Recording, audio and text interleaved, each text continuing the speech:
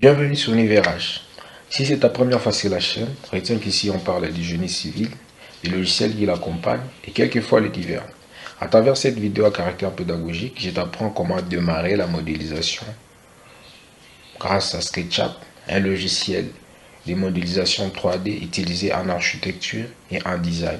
Et si tu veux bien la suite de la vidéo, je t'invite à t'abonner si tu n'as pas encore été membre de cette communauté, de cliquer sur la cloche de notification afin de ne rien rater à chaque fois que nous publierons nos vidéos qui se produisent chaque semaine. Et on se retrouve après ce générique, c'est parti.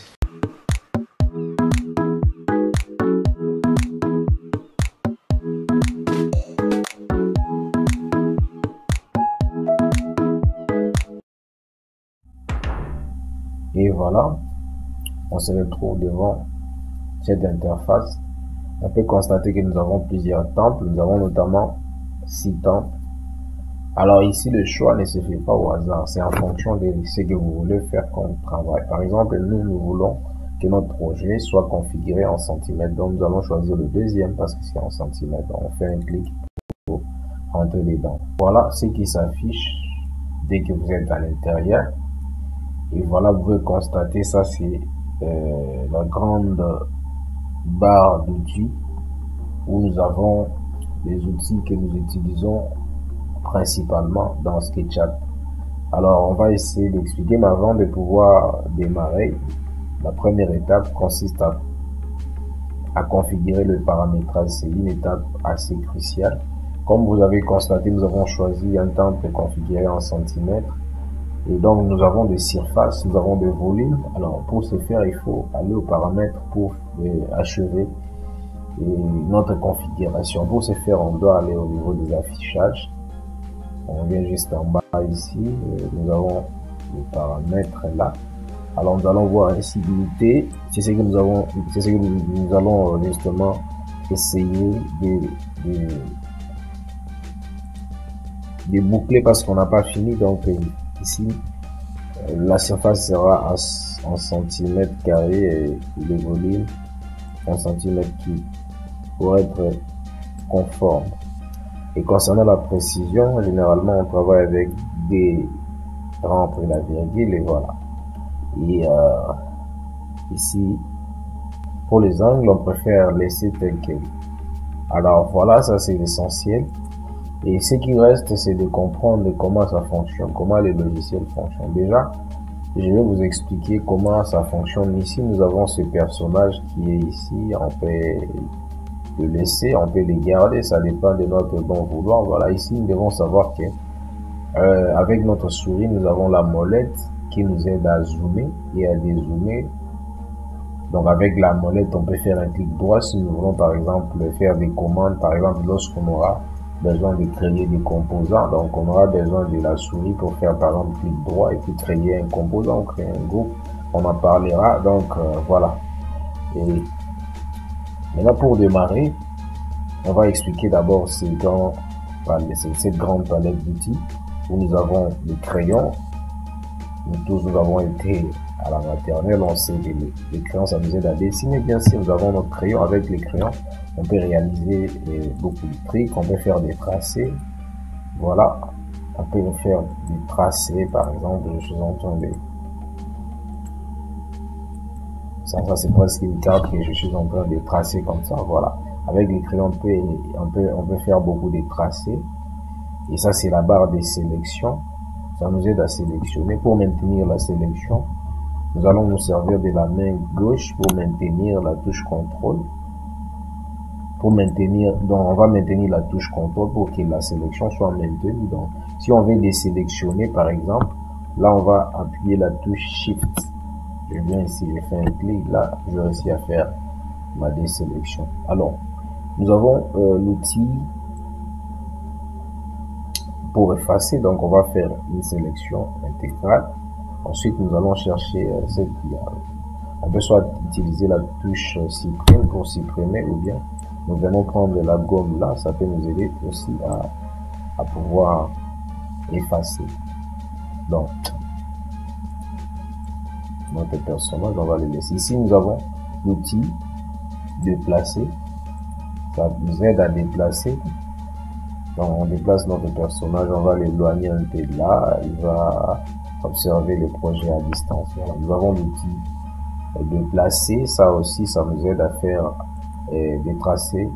Ça fait l'office de la main levée par exemple, on peut faire un truc de ces genres par exemple. Nous avons l'outil cercle.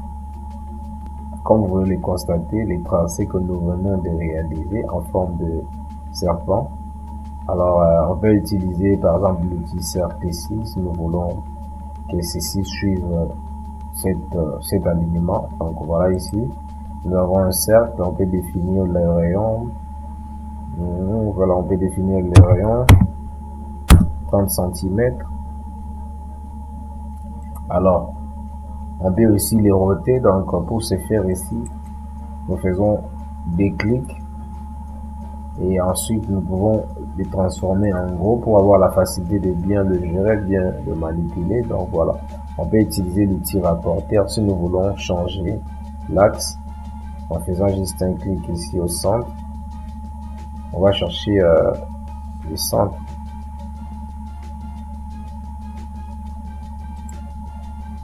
On fait un clic à ce centre là, voilà. On peut maintenant chercher à orienter.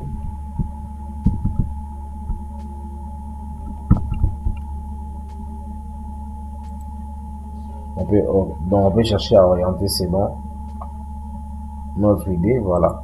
Si nous voulons que ça soit suivant l'axe Z, il y a un truc que je devais aussi aborder.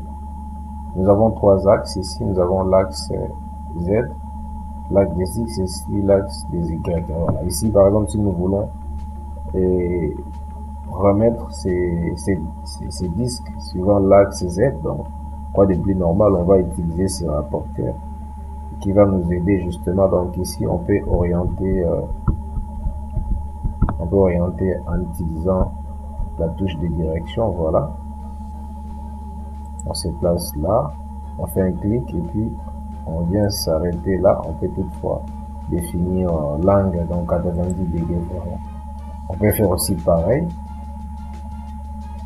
Donc voilà, si nous voulons l'utiliser, donc on a juste à prendre et puis venir ici le mettre là où nous voulons que, voilà. Alors si nous voulons que ça suive ces tracés, bon, je souhaiterais que ça puisse éclater, donc là on va faire un clic droit, on éclate pour faciliter l'opération. Ensuite on fait des clics pour sélectionner la ligne. Ensuite, on va prendre notre outil qu'on appelle Suivez-moi, en maintenant toujours la touche contrôle avec la main gauche, et on va suivre ces chemins. Voilà, comme vous pouvez le constater, ça vient de nous créer. Et voilà, un truc un peu bizarre, mais on dit qu'en architecture, c'est l'art de s'exprimer, donc on peut s'exprimer avec un tel modèle. Donc voilà.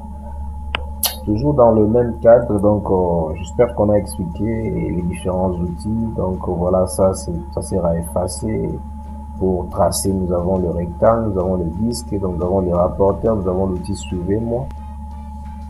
Voilà, si nous voulons coder, par exemple, pour ceux qui ont l'habitude d'utiliser, de faire la modélisation en 2D, donc on peut venir ici au niveau outil. Voilà, on vient juste ici, cotation. On clique, on va voir tout de suite, ça va s'afficher. Ensuite, nous allons venir ici. On définit notre code. Là, c'est lorsque vous dessinez, vous projetez en 2D. Alors, dans le cadre toujours de la modélisation, on peut faire plein de choses. Voilà, ici, nous voulons faire vraiment un projet en 3D. Alors, un projet avec certains détails, un projet d'architecture, parce qu'on a dit à l'introduction que c'est un logiciel 3D qui est souvent utilisé en architecture et en design. Et voilà, on peut faire des projets facilement. Par exemple ici, Et généralement, moi, quand je modélise, je ne commence pas par la modélisation du terrain. Donc, je finis d'abord à modéliser, je conçois les projets. Et quand je termine, c'est après avoir conçu les projets que je songe maintenant à modéliser le terrain. Donc là, je vais venir prendre mon projet et je l'incorpore dans le terrain que j'aurai modélisé par la suite. Donc c'est comme ça, moi je trouve c'est plus simple. Ça vous aide à optimiser un peu l'espace. Voilà, donc vous avez beaucoup d'idées plutôt que de commencer avec la modélisation du terrain ensuite. Voilà. Donc voilà, ça c'est la méthode que moi je trouve sympa par rapport à d'autres méthodes. Voilà, ici nous allons commencer avec la modélisation. Donc on peut toutefois modéliser simplement. Mais je tiens à vous informer que pour faciliter la modélisation, il y a des développeurs qui nous ont aidés avec des extensions qui viennent en appui pour faciliter. Par exemple ici, si je dois parler de ces extensions, déjà moi j'ai installé quelques extensions ici. Pour le retrouver, vous venez au niveau des affichages ici. Et voilà, vous allez au niveau des barres d'outils, vous allez voir, par exemple ici, cette extension que j'ai téléchargée récemment, nous avons, ça c'est 1001 Bits Tools. Avec cette extension, vous pouvez vraiment faciliter beaucoup de choses. On en parlera, on aura le temps de faire tout un tutoriel pour ça. Donc voilà. Et voilà. Ici, vous allez cocher tout ce qui va vous aider, par exemple ici. Mais il y a ici, je sais pas, tout ce que je vois à l'intérieur, ce ne sont pas des extensions. Il y a des éléments qui viennent avec. Par exemple, nous avons, pour ceux qui veulent avoir des composants dynamiques, là, ça vient avec les tutoriels, avec les logiciels. Et si vous voulez ajouter d'autres outils, c'est en fonction de ce que vous voulez faire. Donc ici, nous voulons rapidement poursuivre avec la modélisation. On va vous montrer comment est-ce que ça fonctionne. Par exemple ici, nous avons un mini projet. Donc voilà, donc ça sera une forme cartésienne. Alors, et voilà, on va définir la longueur et la largeur. Donc nous travaillons en centimètres. Donc ici nous imposons des valeurs. Donc ici on peut dire que nous avons un projet qui mesure 20 mètres sur 15 mètres, on peut dire comme ça. Alors on va plier à black pour essayer de désactiver le majuscule. Ensuite on va placer le point virgule, on va réactiver. Ensuite on va venir taper la valeur de la largeur, on fait entrer. Comme on peut l'imaginer, on est obligé de zoomer, donc on utilise la molette pour bien zoomer. Donc ici vous voyez, voilà, c'est une forme cartésienne. On peut venir ajouter bon, j'aimerais que nous puissions commencer par ceci. Alors nous voulons faire une maisonnette, j'ai envie de dire une maisonnette. Alors nous avons l'outil pousser pour élever, on élève. Si nous voulons par exemple réaliser la toiture, donc on va venir ici, on va chercher à survoler, on se place ici juste au milieu. Et voilà l'outil suivez-moi. Non, ça c'est l'outil suivez-moi. On va venir ici directement, ça, on va définir la hauteur de notre poinçon. On peut dire que nous avons la hauteur des poinçons de 1m50, voilà. Ça ne donne pas l'air d'une pente. Ça c'est une pente, comment on peut dire, une pente de 3%, comme si on était en train de canaliser le PVC. Bon, ça donne, bon, on peut revenir en arrière pour donner quelque chose de significatif. Donc ici, on peut venir ici avec cet outil, on définit, venons à cette, ça donne la couleur de l'axe que nous voulons cibler. Donc nous ciblons ici l'axe bleu qui signifie l'axe Z. Alors si ça se correspond, donc là ça nous indique que c'est vraiment des lignes parallèles à l'axe. Alors voilà, on peut définir la hauteur de notre poinçon qui vaut 3 mètres. Donc cette fois-ci nous sommes un peu optimistes. On essaie un peu d'optimiser. Et si vous pouvez voir, nous avons vraiment notre projet qui évolue. Donc voilà. Alors, si nous voulons par exemple créer des ouvertures,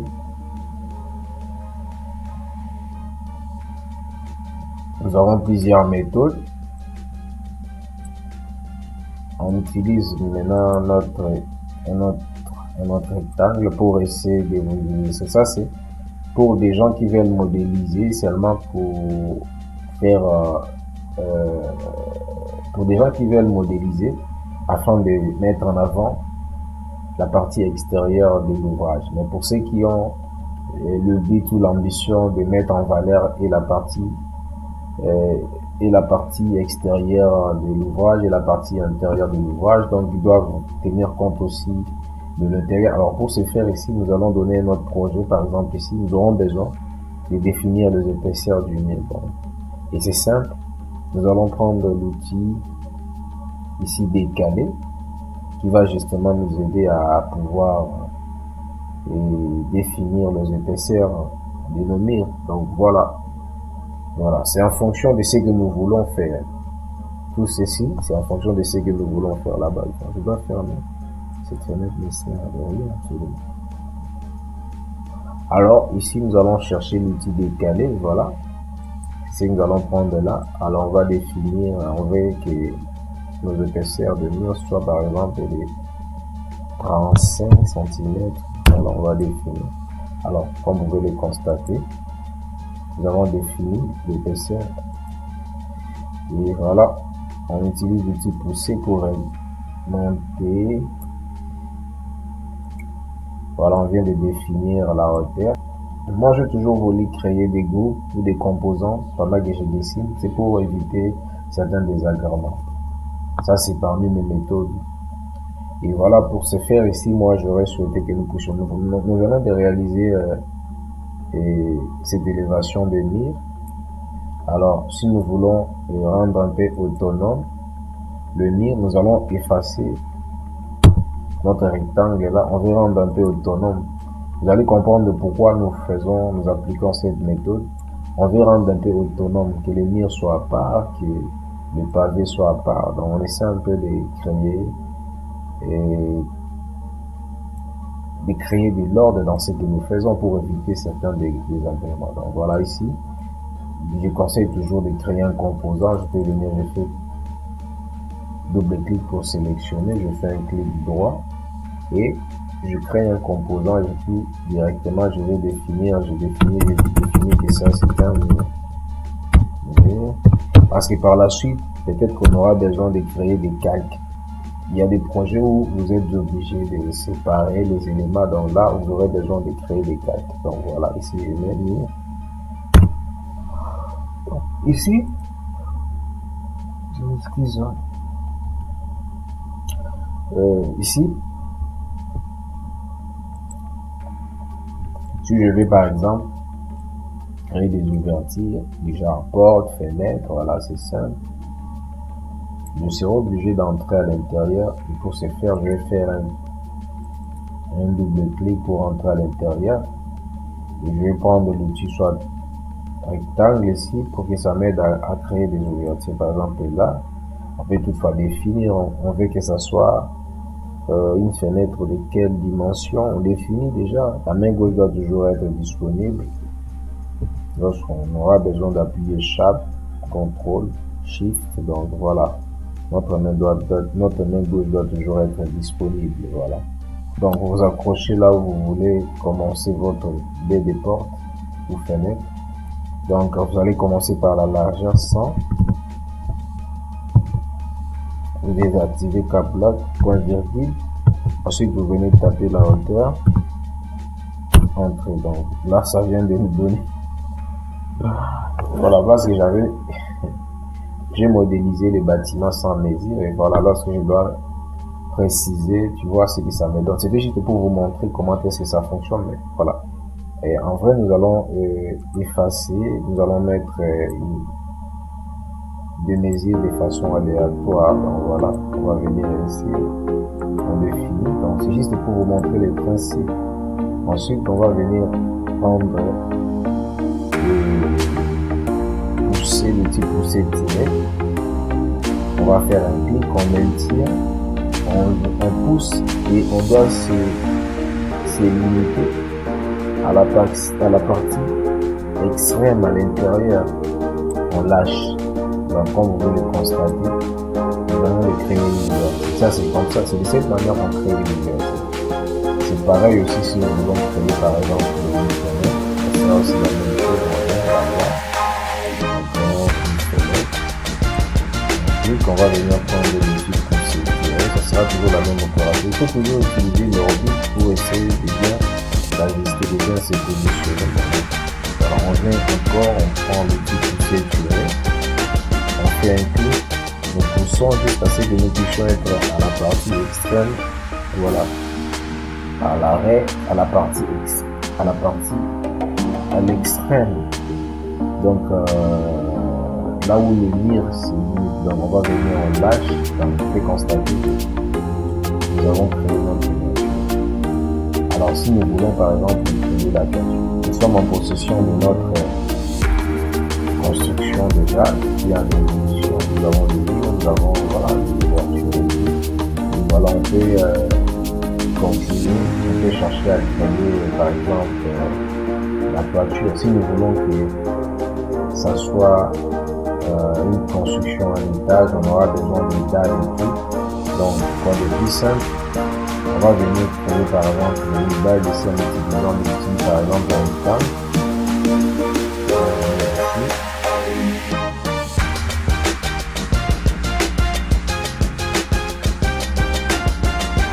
Je vais créer cette dalle, on va élever, on définit comme ça, on définit. De façon toujours aléatoire parce que déjà la base on n'avait pas. Donc on connaît l'outil rectangle, ça nous aide lorsque nous avons des projets cartésiens. Donc de cette façon on va évoluer. Donc on vient là-bas, on s'arrête. L'outil pousser tirer nous aide à pousser. Donc dès que nous venons avec notre rectangle, nous venons avec l'outil pousser. Donc on va faire un clic, ensuite on monte, on définit la hauteur ici. Bon, moi je vais mettre une hauteur aléatoire tellement que le projet ce deuxième projet n'a pas été défini. Voilà, ça c'est la dalle que je viens de réaliser. Et comme conseil ici, nous sommes dans un composant.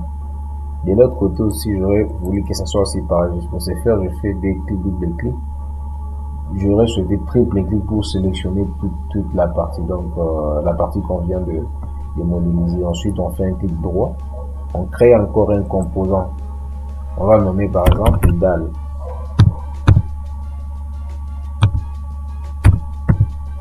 Voilà, je vous ai dit que nous devons toujours créer des composants ou des groupes, c'est pour essayer un peu d'optimiser le travail. Admettons qu'il y a des changements qu'on veut faire par exemple ici. On n'est pas obligé d'effacer, donc de détruire toute la maison. C'est pour cette raison qu'il faut toujours modéliser et avec ces principes. Alors si nous voulons par exemple avoir les accrotaires ici, alors pour ces accrotaires on aura peut-être besoin de on peut créer un dépassement.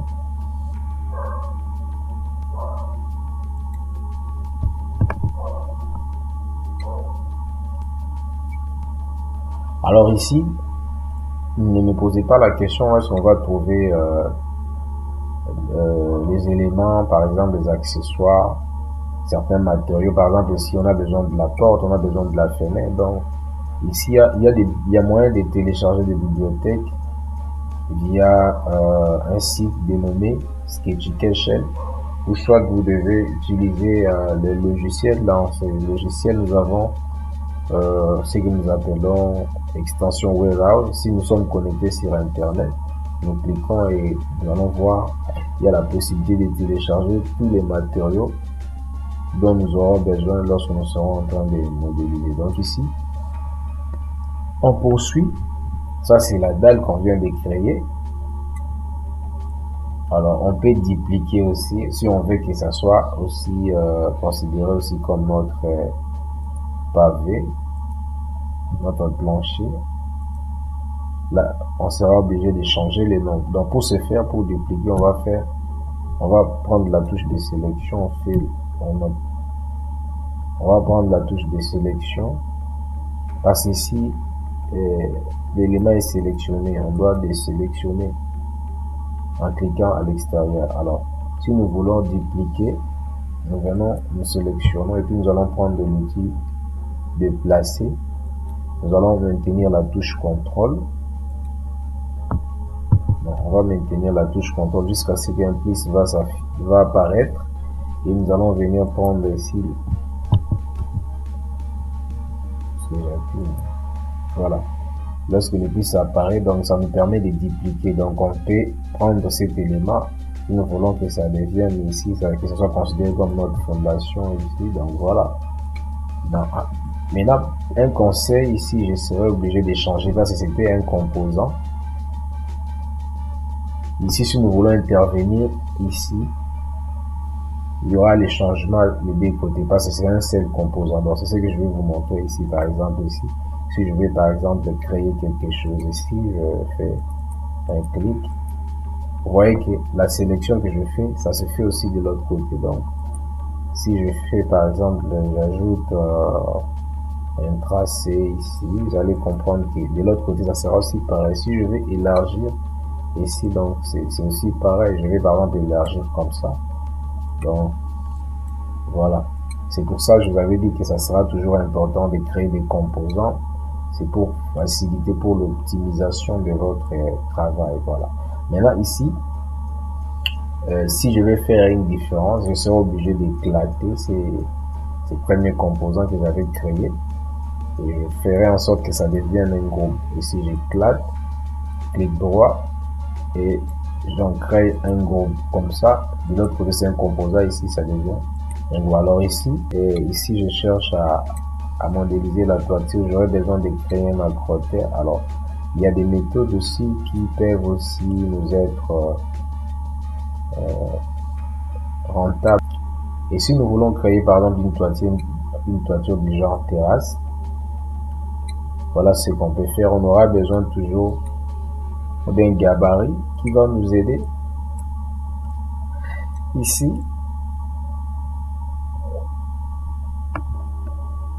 je m'excuse par rapport à mon attitude aujourd'hui. Je suis tellement fatigué que je ne pourrais même pas faire les tutoriels, mais tellement que j'avais inscrit ceci dans mes programmes, donc je ne pourrais que honorer mon engagement. Donc ici, nous cherchons à créer une toiture terrasse. C'est pour ça que nous sommes en train d'élargir un peu l'espace à construire notre accroteur. Alors on aura besoin d'un gabarit.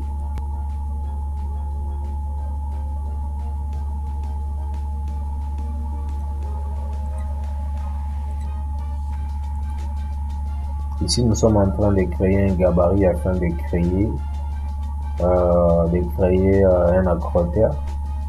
C'est une toiture terrasse.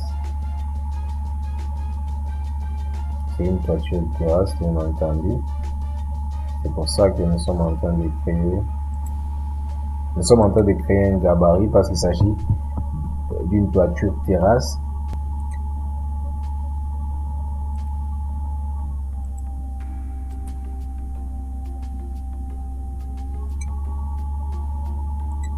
Ce sont des arcs. Quand nous voulons créer des arcs, voilà.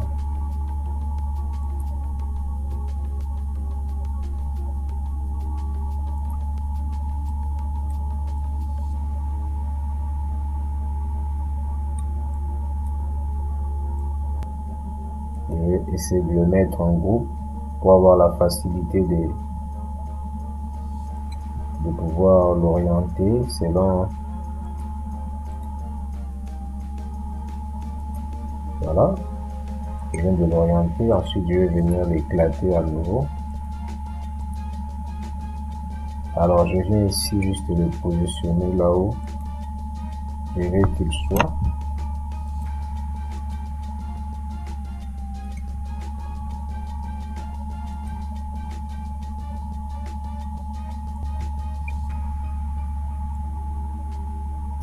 Vous voyez, il y a plusieurs méthodes. Je viens, je place les gabarits jusqu'ici à l'extrémité. Et je viens sélectionner le milieu et je viens prendre l'outil suivez-moi, je viens cliquer là, comme vous pouvez le voir par magie, ça m'a créé mon accroteur. Alors je vais le remettre en groupe ou en composant. Grave, ici on peut toutefois utiliser l'échelle pour essayer un peu d'optimiser un peu la distance. Voilà, je pense que et comme ça on peut constater que ça nous donne un peu une apparence un peu optimale. Voilà, alors ça c'est l'accroteur qu'on vient de réaliser. Alors pour la fondation aussi on peut faire la même chose, on peut faire la même chose, voilà, il y a plusieurs méthodes. On peut utiliser cette méthode, vous cherchez les gabarits et voilà, vous faites la même chose. Voilà, c'est que je préfère, attends, je fais presque la même chose. Je prends ici,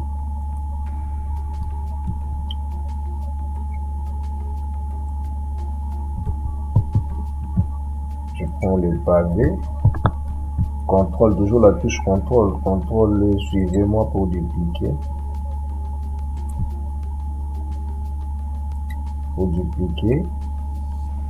Je vais dessiner un sous-bassement, bon, il y a plusieurs méthodes.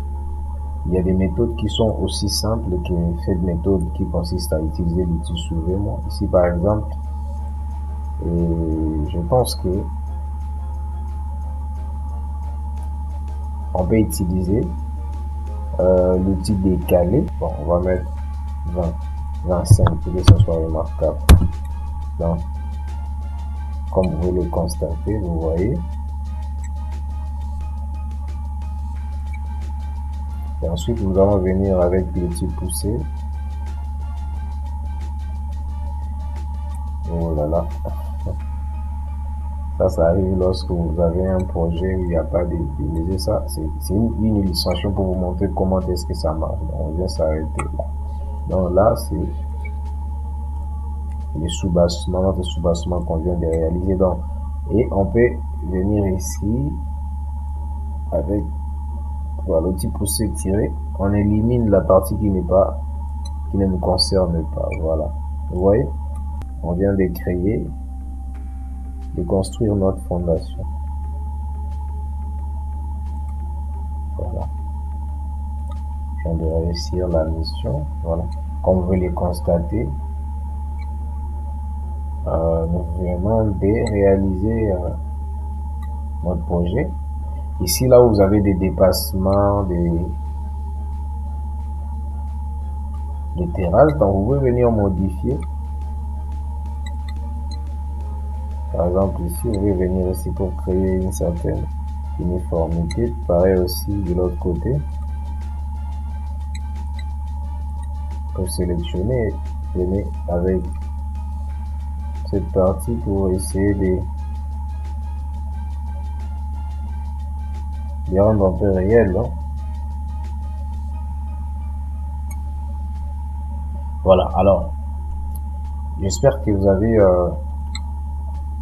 appris l'essentiel concernant la modélisation. Et voilà, ici vous pouvez venir maintenant si vous voulez colorier, et vous avez votre pot de peinture là-bas. Et voilà, c'est très important de donner aussi de la valeur à notre projet. Donc voilà, ici nous avons cette palette. Pour la voir, c'est simple, vous pouvez aller au niveau des pots de peinture, soit venir ici au niveau des fenêtres, soit venir au niveau des fenêtres ici. Il y a palette par défaut. Palette par défaut, et puis voilà. Vous cochez ce que vous voulez. Donc ici, matière, c'est déjà coché. Voilà pourquoi on peut, voilà, on peut, par exemple, si je décoche là,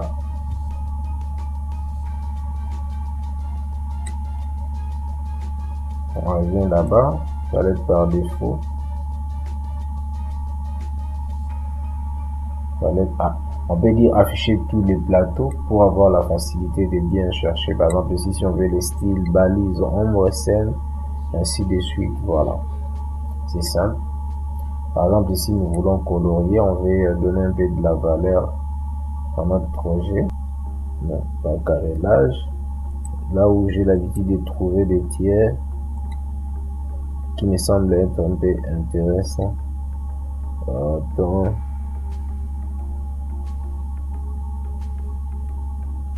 Bon, pour bardage, j'ai toujours trouvé, voilà.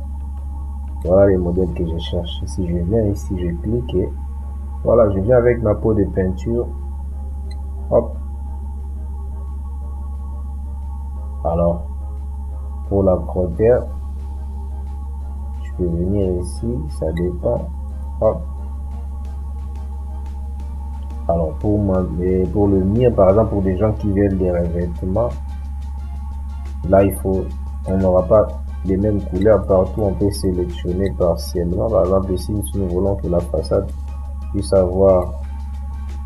Alors ici, je vous préviens, lorsque vous serez en train de réaliser des projets qui sont destinés, par exemple, à des clients, donc vous devez tenir compte de beaucoup de paramètres. Par exemple, ici, si vous venez ici, vous devez savoir que il y a des paramètres qui vous devez optimiser pour que ça soit un peu réaliste. Par exemple, là on nous dit c'est déjà préconfiguré, déjà nous avons 119 aussi, ça c'est la valeur.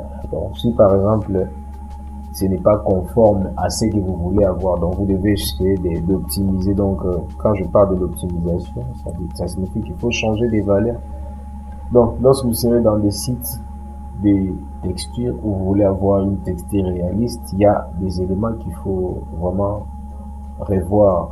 Il y a des dimensions qu'il faut venir paramétrer selon la conformité. Ce n'est pas, si par exemple la valeur au niveau de votre site, ça vous dit par exemple c'est 40 x 60, vous devez faire un effort de venir optimiser là. Donc vous devez tenir compte de tous ces éléments pour que ça puisse donner un travail un peu réaliste. Donc voilà, c'est un logiciel très simple à utiliser. Donc on peut faire toutes sortes de modélisations. On veut faire toutes sortes. Vous pouvez même modéliser une voiture, une personne et tout. Parce qu'il y a des extensions qui vous aident à pousser un peu le travail. Donc voilà. Je vous remercie surtout pour votre participation. Et voilà, nous allons poursuivre toujours dans le cadre de la modélisation. On va essayer de démarrer avec un projet vraiment où nous avons toutes les dimensions, nous avons toutes les informations précises. Et voilà, quant à moi, je vous dis merci. Et aux nouveaux abonnés, soyez les bienvenus. Surtout, n'oubliez pas de nous laisser vos commentaires si vous accordez de la valeur à ce que nous faisons. Et on se voit pour le prochain tuto. Merci.